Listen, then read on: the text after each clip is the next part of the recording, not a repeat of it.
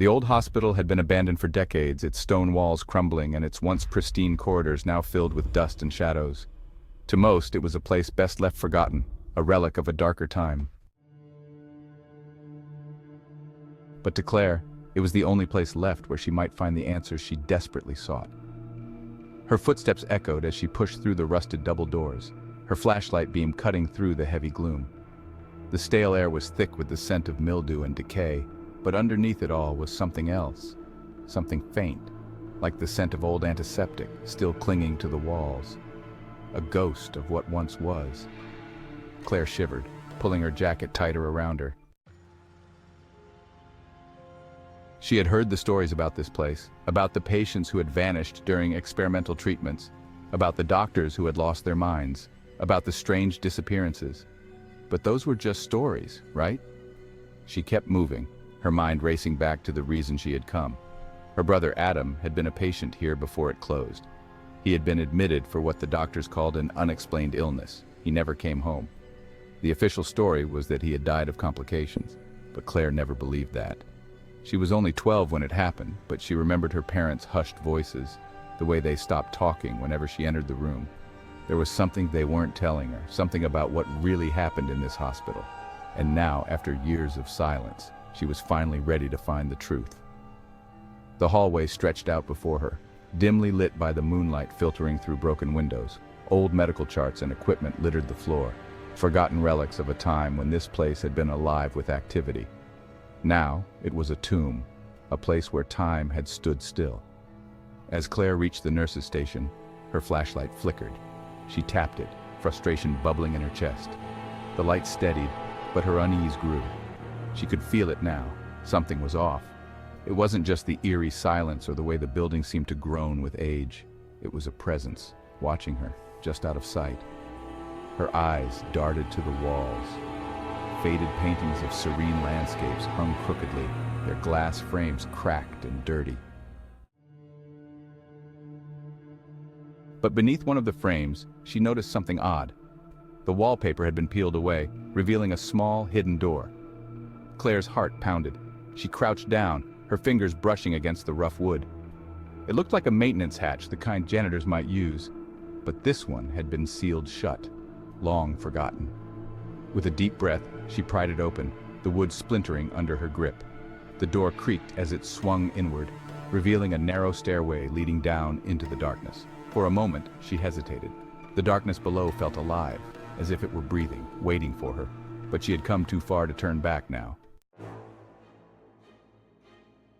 Clutching her flashlight, Claire descended the stairs. The further she went, the colder it became. Her breath began to fog in the frigid air, and the sound of her footsteps seemed muffled as though the walls were closing in on her. The smell of antiseptic was stronger here, mixed with something sour and metallic. At the bottom of the stairs, she found herself in a long, narrow corridor lined with heavy metal doors. The air was thick with a strange tension, as if the space itself was holding its breath. Each door had a small window, but the glass was fogged over, preventing her from seeing inside. Claire's hand trembled as she reached for the nearest door. She wiped the grime from the window, peering in. Nothing. The room was empty, the walls bare except for a single cot in the corner. But as she moved to the next door, something cold brushed against her arm. She spun around, heart hammering in her chest. But there was nothing there. Just the stillness, the oppressive silence pressing in from all sides. Her breath came in ragged gasps as she continued down the hall, wiping each window, peering inside. Room after room, all empty. Until the last door. This one was different. The glass was shattered, jagged shards sticking out like teeth. Claire's pulse quickened as she stepped closer, leaning down to peer through the broken window. Inside, the room was darker than the others, the light barely reaching its corners. But she could see something. Something on the floor. Her stomach churned as her mind registered what it was. A person. The figure lay crumpled on the ground, their limbs twisted unnaturally as if they had been dropped there. A thick layer of dust covered their clothes, but there was something familiar about the way they were dressed. Claire's breath caught in her throat. It couldn't be. Her hand reached for the door, the metal cold against her skin. She pushed it open, the hinges creaking loudly in the oppressive silence. Slowly, she stepped into the room, her legs shaky beneath her. As she knelt beside the figure, the flashlight beam flickered across their face. And there, beneath the years of dust and decay, she saw him, Adam. Her brother's lifeless eyes stared up at her, his mouth open in a silent scream. His skin was pale, stretched taut over his bones, as if he had been left to rot for years.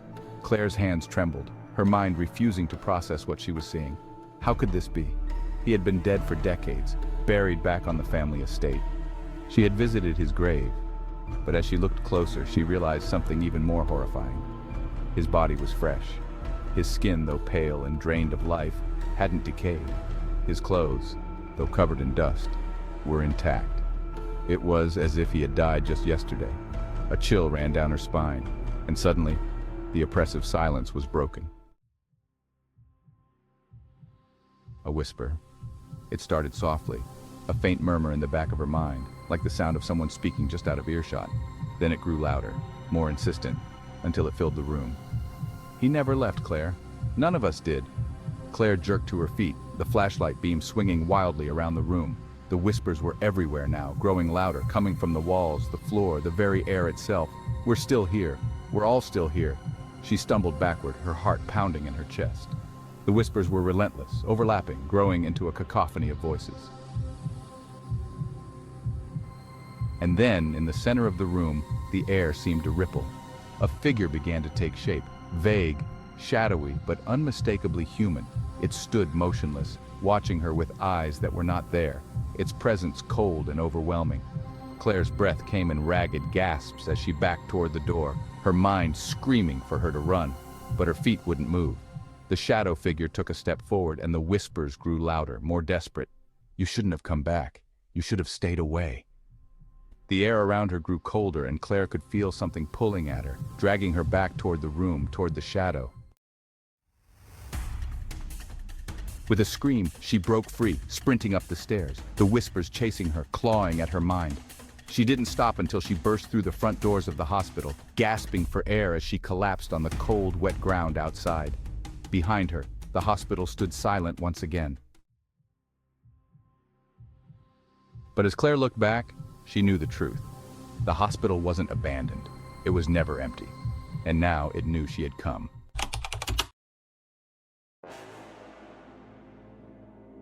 St. Mary's Hospital had been abandoned for nearly 3 decades, sitting on the outskirts of a small town, shrouded in tall, withering trees.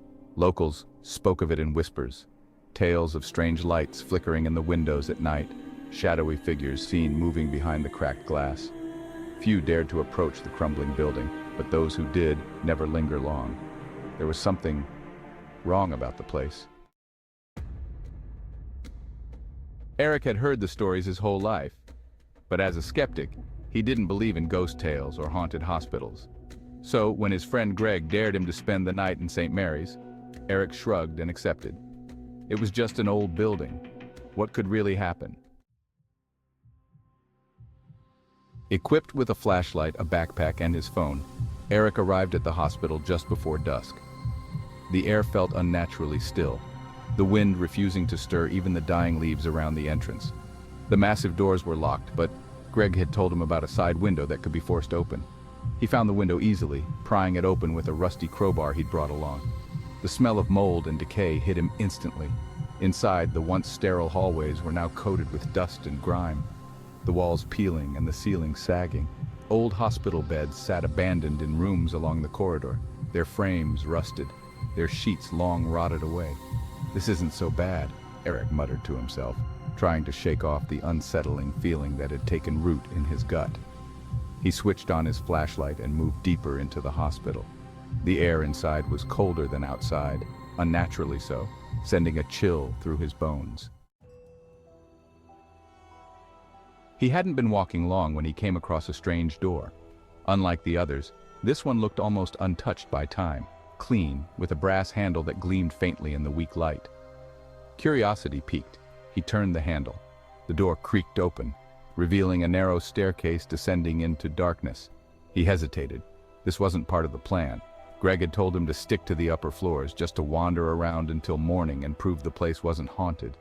But something about the staircase called to him, a whisper in his mind urging him to go down. Against his better judgment, he descended. The steps creaked under his weight, the air growing colder with each step. The smell of mildew and damp earth grew stronger. When he reached the bottom, he found himself in a long hallway, dimly lit by flickering bulbs set into the ceiling.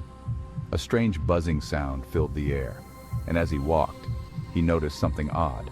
The doors lining this hallway weren't patient rooms. They were locked, steel doors with small windows at eye level. The further he went, the more the hallway began to change. The walls were no longer crumbling, but appeared newer, cleaner. His flashlight began to flicker. "Come on," he muttered, shaking it. Then he heard it. Footsteps. Not his own.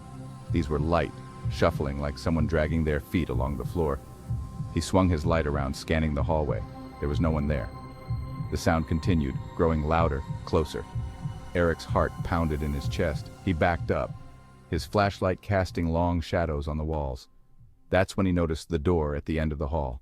It stood ajar, the small window dark. Without thinking, he ran toward it, his footsteps echoing louder than the shuffling behind him. He reached the door and shoved it open, slamming it behind him. The room inside was small, dimly lit by a single bulb hanging from the ceiling. An operating table stood in the center, stained and rusted.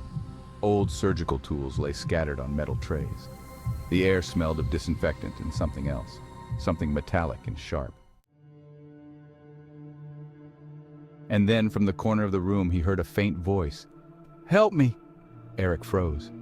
His flashlight flickered, casting brief shadows across the room. He swung it toward the voice, heart hammering in his chest. In the corner, hunched against the wall, was a figure. A woman dressed in a hospital gown, her skin pale and bruised. Her hair was matted and her eyes wide with terror. "Help me," she whispered again, her voice trembling. "I've been here so long, I can't leave." Eric swallowed hard. Who are you?" "They locked me in here," she said, her voice barely above a breath. "They said I was dangerous, but I'm not. Please help me." Eric stepped closer, his mind racing. This was impossible. There was no way she could have survived down here for 30 years. No food, no water, nothing. "Are you real?" he asked, the words sounding foolish as soon as they left his mouth. The woman looked up at him, her eyes filled with desperation. "You have to let me out before they come back." A cold shiver ran down Eric's spine. Who's coming back? Before she could answer, the door to the room swung open with a violent crash, slamming against the wall. Eric spun around, his flashlight failing just as the room plunged into darkness. And then, there were voices, low, murmuring voices coming from all around him. He could feel the presence of others in the room, their cold breath on his neck, their whispers crawling into his ears. "They never left," the woman's voice whispered, now filled with dread. Eric backed away, his hands trembling as he tried to switch the flashlight back on. The voices grew louder, swirling around him in a cacophony of fear and pain. And then out of the darkness, cold hands grabbed him, pulling him toward the center of the room, toward the operating table. He screamed, struggling to break free, but the hands held him tight, pinning him down. A light flickered on above him, and in its glow he saw them. Figures dressed in old-fashioned surgical scrubs, their faces obscured by masks and goggles, their hands stained red. One of them leaned over him, holding a rusted scalpel in his hand, the blade glinting in the weak light. "Time for your treatment," the figure said in a low, raspy voice. Eric's screams echoed through the hospital, but there was no one left to hear them. When they found Eric's body the next day, the authorities assumed he had fallen while exploring the abandoned building, hitting his head on a piece of debris.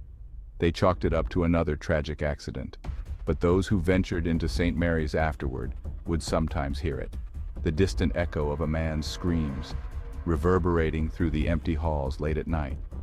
And if they ventured too close to the basement, they might even catch a glimpse of figures in the darkness, standing silently, waiting for their next patient. Henry Wells had spent his entire career working in hospitals. He had seen it all, the worst accidents, the strangest ailments, the sudden deaths. But nothing had unnerved him more than his last shift at St. Augustine's Hospital, before it was shut down. St. Augustine's was an old building, weathered by time, with long hallways that echoed with every footstep and rooms that held the weight of too many tragedies. It had been a bustling place once, but by the time Henry worked there, the hospital was a shadow of its former self, scheduled to close due to budget cuts and neglect. Only a handful of patients remained, their care transferred to other facilities within days. It was Henry's last night on duty. The power was unreliable, flickering as if the hospital itself were struggling to stay alive. Most of the staff had left early, not wanting to be part of the ghost shift in a dying building. Only a skeleton crew remained. Henry, a nurse named Sarah, and a janitor who wandered the halls in silence. Henry had just finished his rounds, the cold emptiness of the hospital unsettling him more than usual. As he passed the nurse's station, Sarah looked up from her paperwork, her face pale under the fluorescent lights. "You hear that?" she asked, her voice barely a whisper. "Hear what?" She glanced toward the darkened hallway leading to the West Wing. "I thought I heard someone down there." Henry frowned. West Wing's been empty for days. The last patient was moved out yesterday. Sarah nodded, but her eyes remained fixed on the corridor. "I know, but I swear I heard something. Maybe it's just the wind." Henry sighed, trying to dismiss the eerie feeling creeping up his spine. "I'll go check it out." Grabbing his flashlight, he made his way down the hallway. The further he walked, the colder the air became, as if the building itself were sucking the warmth from his body. The walls were peeling, the tiles cracked beneath his feet. The hospital was falling apart, dying, just like the patients it had once treated.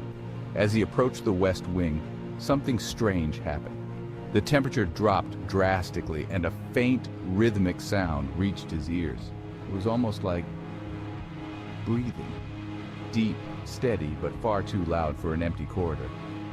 Henry stopped, his flashlight flickering. He could feel his pulse quickening as he turned the corner. There, at the end of the hallway, was a single room with its door slightly ajar, room 6B. The room hadn't been used in years, closed off after a fire had damaged part of the wing. No one had entered that room in a long time, and yet, there it was, the door open, a soft light spilling into the hall. He approached slowly, each step weighed down by an inexplicable sense of dread. His mind raced, rationalizing. Maybe the janitor had been in here.